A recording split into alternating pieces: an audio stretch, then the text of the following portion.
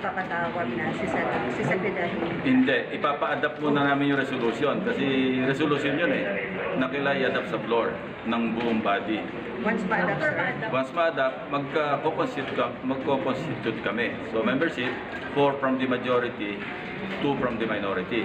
Senate President ang magde-designate. So you will be magiging sa kanya, sir, since best friend siya. Member ng Macho Block, sir. Siya, sir, best friend pa. So magiging pa kay Senador. Well, we'll take everything as is laid out. This is in aid of legislation.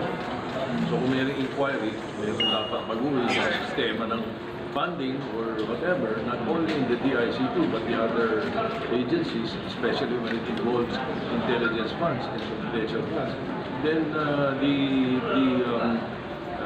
the committee or the oversight committee, which in this case will be handled by the National Defense Chairman, Senador Lacson, will take it everything at face value. Kung ano yung presenta, kung ano yung reklamo, kung ano yung makita, yun ang pag-uusapan.